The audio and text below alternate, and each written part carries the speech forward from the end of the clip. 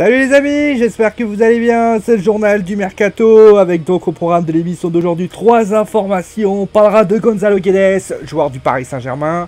On parlera ensuite de Miralem Pjanic, quittera-t-il la Juve ou non. Et on terminera avec Thibaut Courtois, qui a priori, on discute son transfert.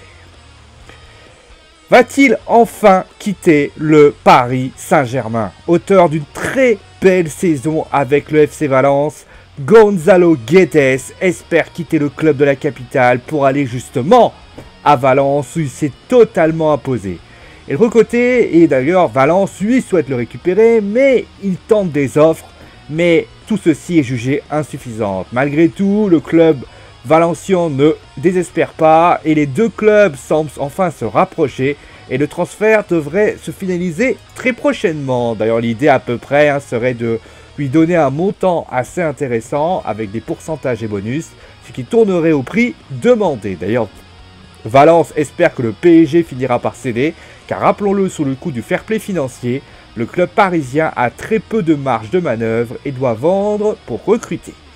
En parlant d'ailleurs de transfert et de joueurs pistés par le Paris Saint-Germain, il y a aussi Miralem Pjanic. La Juve peut espérer peut-être le voir rester, puisque oui, une prolongation de contrat a été donnée avec une revalorisation salariale de 4,5 millions à 6,5 millions par an. Et si on le veut, il faudra débourser plus de 100 millions d'euros. Si cela venait à tout de même à être fait, la Juve garde un œil sur Paul Pogba. Et on va terminer maintenant avec Thibaut Courtois, dont on pressent toujours un départ au Real Madrid. Alors que Chelsea a été très clair, le départ du portier belge est inenvisageable. Alors que l'on pensait l'affaire entérinée, son agent s'est exprimé dans la presse en disant que la meilleure option pour Chelsea et pour Thibaut serait un départ au Real Madrid, car il veut se rapprocher de sa famille.